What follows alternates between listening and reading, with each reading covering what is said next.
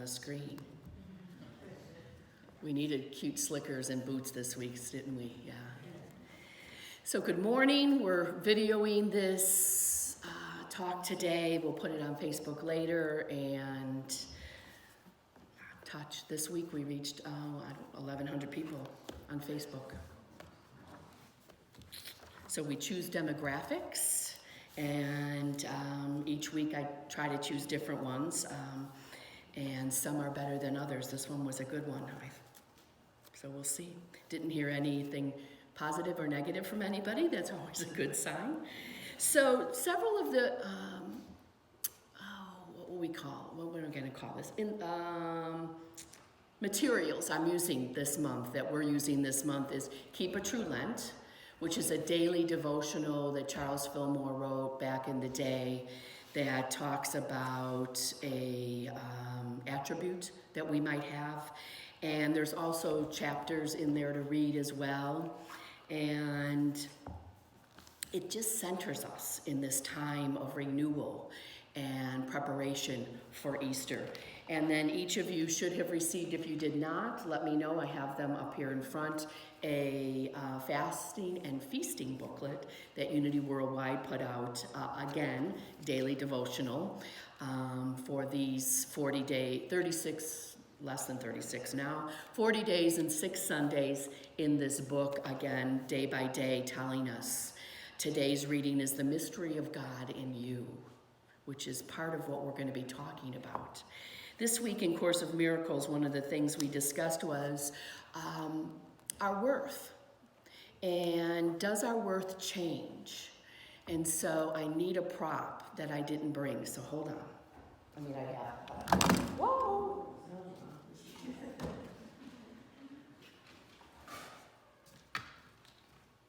Someday, if anybody has a wish list money that they want, we could get me a headset. That would be fabulous. Okay, so the prop is, don't look. So our worthiness, how many people believe, by show of hands, that you're worthy? Okay, let's ask that again, since we know the answer. Who's worthy? All right, if you don't believe it, then I need to see you afterwards. Okay, and we're going to have a little talk. So, one of the things that I believe that I've learned in my, almost 33 years in Unity, I think 34, I can't even count anymore. The fact that the CDC said that anybody over 60 is old just really sent me over the wall this week. I thought, I'm going to be 62. I'm not old, right? So I believe that the mother of all false information is that we think we are less than. We learn it early on in our lives, or we don't. I hope you did not. And then if we did, then we spend our whole life unlearning that and understanding that, in fact, we are worthy, that we have value. And it doesn't really matter what anybody else ever tells us. That's the difference between us in Unity and other churches, synagogues, possibly ashrams, whatever it all is, that in any way, if anyone tells you you're less than, I invite you to give them that international peace sign and find somebody else to hang out with. Because we feel unworthy, possibly, that we don't deserve a happy or productive life. We don't feel like we should be loved. I saw that on Facebook from somebody in my family this week, and I thought, ooh, I guess I'm going to have to call and make a call and find out where that person is at. Unworthy of God's grace, like it's something we have to get. Unworthy of experiencing peace and joy. Unworthy of success and abundance. Did I miss anything? We could probably all have our own lists, yes? So what I know is that you probably know somebody who might feel unworthy, right? So what I want us to talk about today is to end the struggle and understand that we have profound worthiness. And so I invite you to pay really close attention so that you can talk to that person, that other person that doesn't feel worthy, and maybe help them understand this after you leave here today. So I want to use as an example of worthiness a $100 bill. What's the value? $100, right? Okay, we can use playground voices in church, it's okay. So it's $100. I can squish it up, right? I can unfold it. I can tear it, as long as there's no police in the room. Still, what's the value? $100. Now we know, at least through TV shows and mystery novels and things like that, then that $100 bills are used to bribe people. Yes, I've heard that. I've also heard that they're used to snort drugs. Grateful that's not ever been a part of my life. They've been used in many ways, right? Good, bad, some people write on them. We know that they've been reproduced. That's why there's so many, like the blue line is through there now because people want to make them. They're worth so much that people want to keep producing them. So I bet if we were to talk to this $100 bill, I don't know where it's been. There's a joke that says they haven't been in many churches. That's a joke for another day. When the 100 bill meets the dollar bill, and he says, well, where have you been? And the dollar bill said, and the 100 bill says, well, I've been to the Caribbean, and I've been on the cruise, and I've been in the Cadillac, and I've been. And he says to the dollar bill, well, where have you been? And the dollar bill says, I've been to church. I didn't write that, and I'm sure there's more to the story. So I bet, though, if this bill could talk right now, it would tell us that it probably feels unworthy. It probably feels dirty. We've heard that about, many hands that maybe haven't been washed. Ew. Touching the bill. Let me rethink touching the bill, right? It's been broken. It probably feels guilty for what it's done or what it hasn't done, right?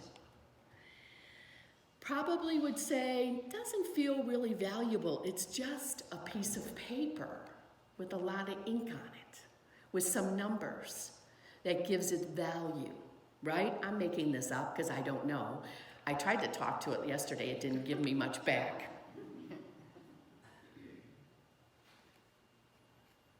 And yet, what's the value? $100. So it doesn't change. The value of this piece of paper, crinkled, expanded, torn, taped, cleaned, pressed, in a birthday card, at a car dealership, at Walmart, doing drugs, the value is still $100.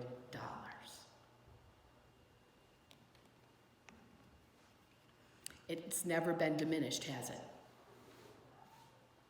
Now, in its own eyes, it might have been diminished, but again, Ben wasn't talking. Ben doesn't talk, to me at least. He hasn't been talking to me this week. So the same is true for you and for me. Everything up until now is the past. The present is here, and that's why it's a gift. And we don't really know what's going to happen even when we leave here. Right? That's the future. So as we stay in the present, which is the presence of God always, then what we know is that truth, be it $100 bill or a dollar bill, or the truth of me or the truth of you, can never be defiled.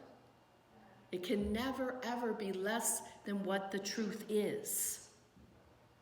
And the truth is that each of us is a unique, unrepeatable expression of God. Hair up, hair down, glasses on, glasses off, gym clothes, street clothes, high heels, no high heels, Spanx, no Spanx, whatever it is. It doesn't matter. Do you remember in high school how hard it was to not want to be dressed like the other kids in your class?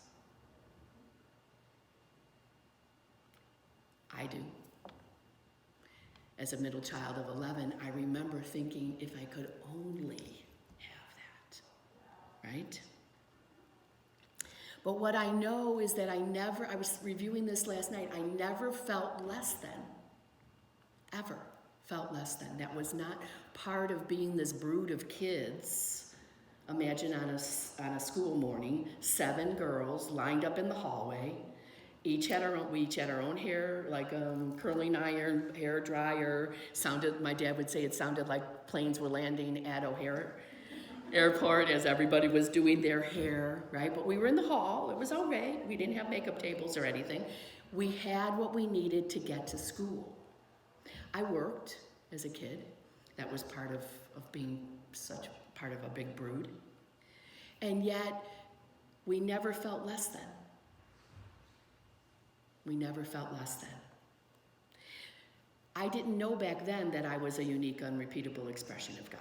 I didn't even say the word God. And I was in a Catholic school. That went over real well. But I think what some of us learn, and I'm hoping today it's the last mindful thought of it, is that kind of like when we're born, there's a production line, and God has 2 stamps. This is the anthropomorphic God. And one says worthy and one says unworthy. And God chooses as God's going through. I mean, imagine, this is such a great story because it's all made up. That somehow we might have been stamped unworthy because someone told us that early on.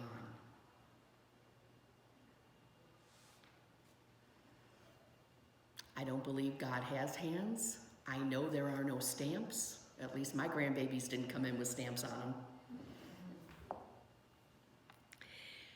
And yet, being brought up in a traditional religious view, sometimes what happens is we think, because we were told, I was told, that I was born with original sin. And the greatest thing early on in Unity that I learned was that sin is an archery term. It means missing the mark. When you pull back and the arrow goes and it doesn't get in the bullseye part, it gets somewhere else, we miss the mark. Everybody misses the mark every day. It's okay. However, the powers that be at the time that the church was developed decided we're going to grab onto this one. And so hence, people were born with original sin. Unity and other New Thought traditions and other traditions out there believe in original blessing. Maybe we should have a baptizing ceremony. So I learned that at 30-ish, 28 to 32, when I was really learning Unity, that I was born with original blessing. Why? Because everybody was, first of all, and because we're born in the image and after the likeness of all that is great and good, that in Unity we call God. It's the original innocence. You know that when you look at a baby, they're just so stinking cute, you just want to squish them, right? And their head, and they're just so animated. Doesn't matter what color their eyes are, if they have hair, if they don't have hair, no matter the color of their skin, if they have freckles. Kids aren't born with freckles, just so you know, they come later in life. They're still precious, right? So then where does the sin happen? That's always a question I ask of clergy. And they always just give me that look like, don't go there. And I've never had an answer. I've never gotten an answer from many, many, many huge, big clergy people. They cannot tell me from the time the baby is born until the time the baby is baptized or not baptized, when does the sin happen? Nobody can give me that answer. So I loved that Unity would affirm for us the original blessing that is us. unconditional acceptance of God, because remember, there's no stamps, right?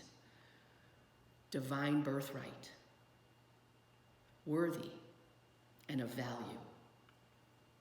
And then what happens? We grow up, right? So in unity, what we're hoping that you can remember is that God is and we are. We are made of God's stuff. And remember back in the 70s, the big term was God don't make no junk, right? Oh, I remember that. I didn't understand it, but I loved it. I loved it. As I was having, now I know my spiritual awakenings were happening when I was 14, 15, and 16 in the Catholic school, fighting against what I did not believe they were trying to help me believe. And I'd go home and my dad would say, just pass the test. Just do the work, Therese Ann. And then I learned what? To accommodate to graduate. Yes? And then had to undo all the other stuff. And so grateful again for unity. Growing up is so much a part of unlearning what we were taught that no longer serves us. The Bhagavad Gita says, God is flawless and the same in all. Therefore, all people are established in the one. Now, the Bhagavad Gita is not Christian. Unity is up for grabs. Is it Christian or not? It's not Catholic. It's not Methodist. It says, though, that God is flawless and the same in all. And so one of the things that happened here on Thursday when we were having our class is that Rabbi was having a Seder with the folks from one of the Christian churches in Bluffton. So I sent him an email and said, I would like for us to have classes where our folks can come as well. There had to have been at least 35 people there. And part of it could have been because they were going to have wine in the morning. I'm not sure. But basically they were coming to learn, and they have this ongoing dialogue, understanding the Old Testament, or what we call the Hebrew Bible, and the New Testament. So how many of you might have stamped yourself worthy or unworthy? I know I have. And it depends on the day, right? And so I have gotten rid of the unworthy stamp, and I only have a worthy stamp. And that's every day. I look at it. It's actually just a piece of paper now. And I look at it, just like above that is the divine order that Harriet gave us. So divine order and worthy is how I start my day. So we get to rewrite the story. And it doesn't mean we're disrespectful to anybody who taught us anything early on in our lives. They taught from what they knew. And now we're teaching from what we know. And so when Penny said, can I do this song? I said, well, what is it? And she said, it's about blessings. And I said, well, of course. And then I said, but can I see the words first? And the difference in any prayers that we receive or any music that we might hear that isn't generated by somebody in New Thought is that we might be praying to a God outside of ourselves, and so we just kind of switch the words to affirm it to be so, right? Because there is nothing outside of us that ever happens to us.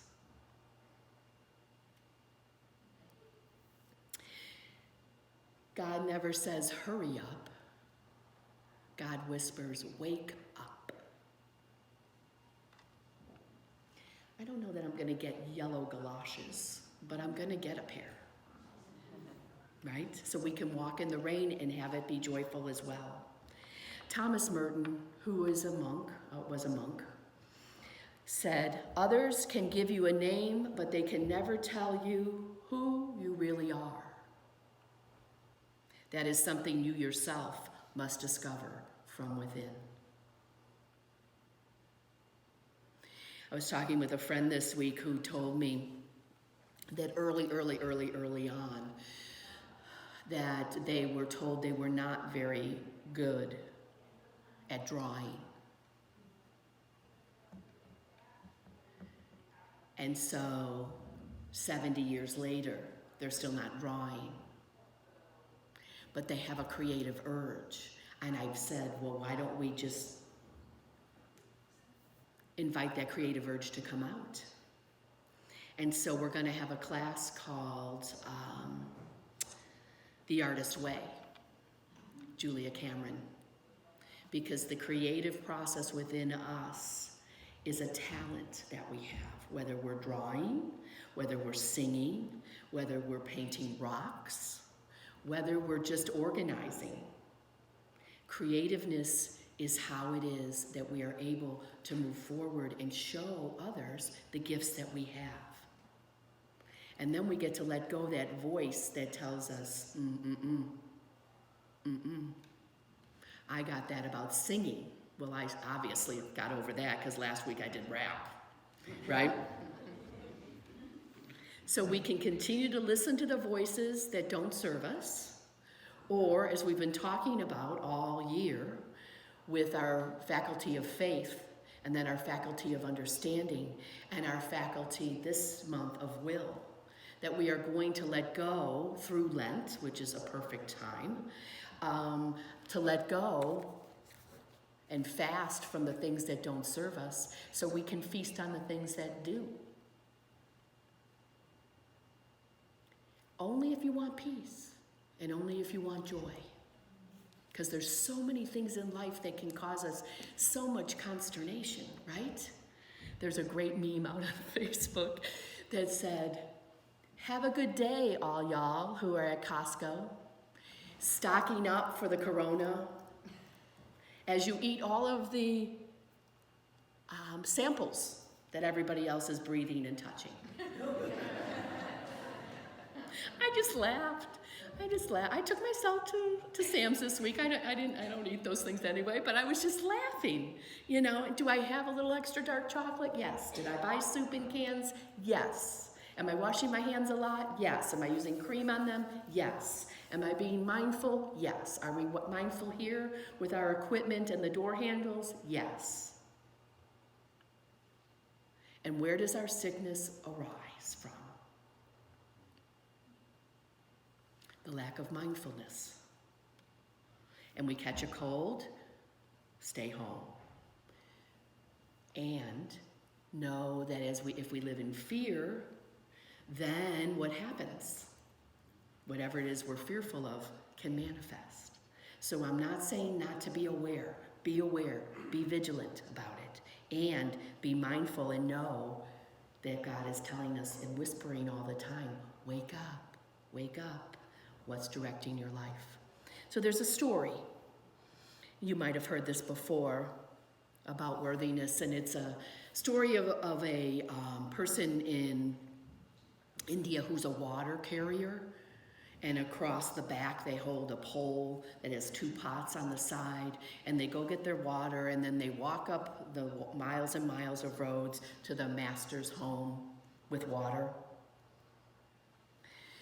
They do it years and year after year after year after year, and one day the water bearer noticed that there was a crack in the pot, and the pot decided to have a conversation, unlike Ben not having a conversation with me, and said, I apologize, I'm sorry, I'm ashamed that I have not been carrying the water all the way from the river to the house each day, but I have a crack, and I don't feel worthy. I'm ashamed of myself, that I'm not worthy enough to be carried on your shoulders. And imagine the story that we could create, right? And the pot bearer says, well, I've known that you haven't been able to bring the water all the way up because I'm the one who empties the pots. But did you notice as we walk to and from the water source that the only side of the road that has flowers are the one on your side? And the pot bearer's like, let me think about it. Yes. He said, well, I sprinkled seeds all the way to and from on that side because I knew you would be watering them.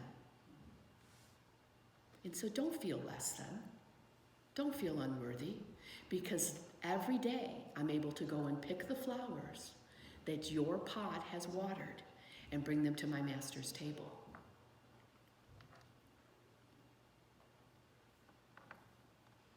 And then the water bearer said to the pot, I thank you for who you are and what you have done to make life so beautiful on our walk and for my master's table. So we get to realize the metaphysical truth of our divinity. Not in an egotistical way whatsoever, but in a way that allows us to accept that we are infinite in our beauty, that we are infinite in our magnificence, that we are infinite in our love. No matter what anyone ever says to us, we change our minds and we change our lives. And that's the part of the will to will the will of God that we're talking about this month. So I hope that you believe this. And I am not the one who's in charge of your thinking. But once you can see it to be true and know it to be true as we move from our head to our hearts, then you can live it and be it for somebody else, the mirror for another person. And so I went online to a book that's called The Secrets of the Millionaire Mind to get an ordination in worthiness so I could bestow it on you today. And so I invite you to close your outer eyes and pretend that I'm actually anointing you. And I am with my breath and with my spirit, anointing each and every one of you into the full expression of your inherent worthiness right here and right now. Are you ready? I invite you to place your hand on your heart and let my words be yours. The stories you have made up of your unworthiness are now removed from your mind, from your heart, and from your life. And by the power invested in me as an ordained worthiness minister, and through the sacred energy of the truth of who each of us is, I hereby anoint you as worthy from now until forevermore and through eternity. And so each of us breathes into this knowing. Open your eyes. Turn to your neighbor and say, I see your worthiness. Turn around, say it to someone else.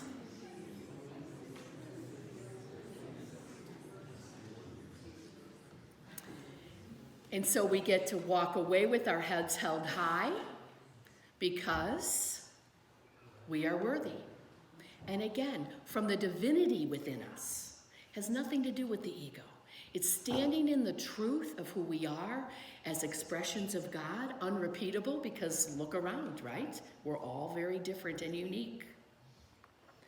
And so it is. And so we let it be.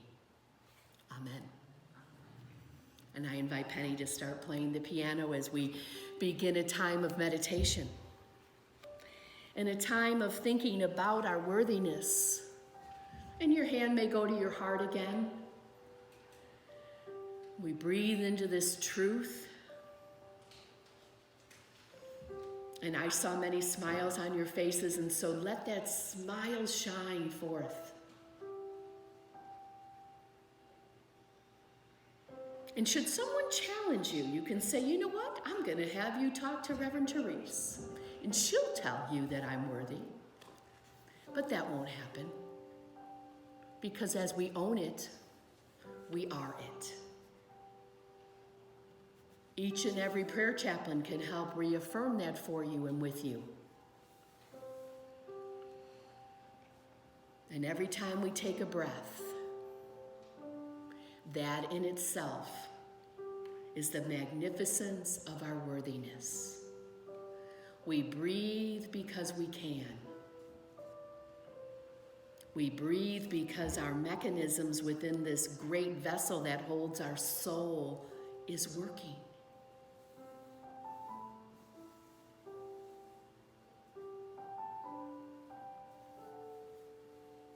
And we get to believe in ourselves.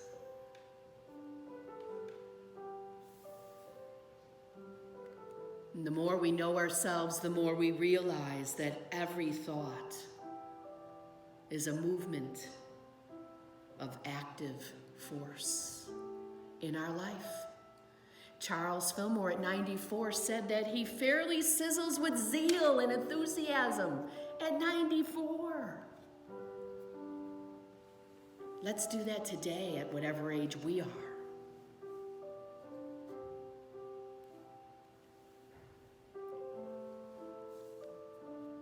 Let us know that being children of God, which is a term that sometimes feels strange, like what?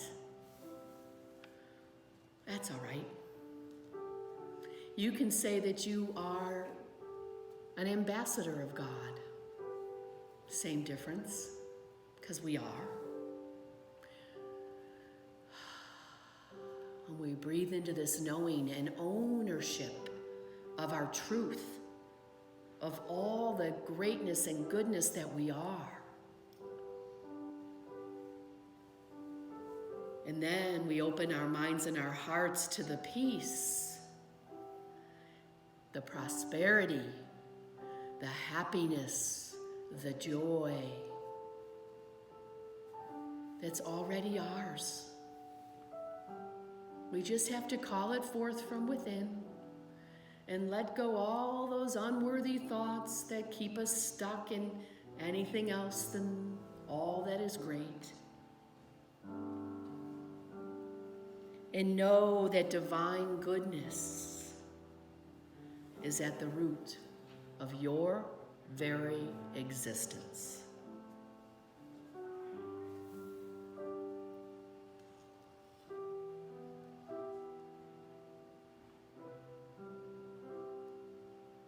Right here, right now, because God is, we are. And so let us go into a time of meditation, of quiet. Hands on our hearts if that feels good. Smile on our face, acknowledging our magnificence.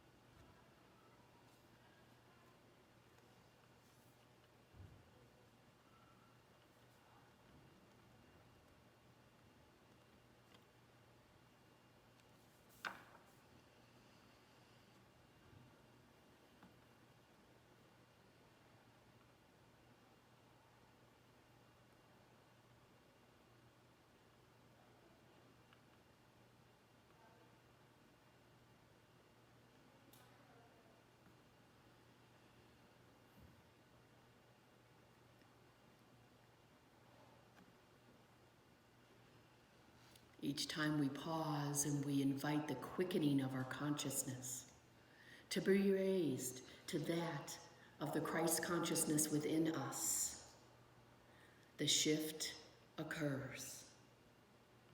And we see with eyes of love, and we speak with words of love, first to ourselves, and then to each other. And so it is that today we will count our many blessings, one by one, starting with ourselves, claiming our worthiness. And so it is, and so we let it be.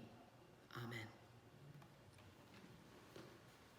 And this is the time in our service where Penny plays our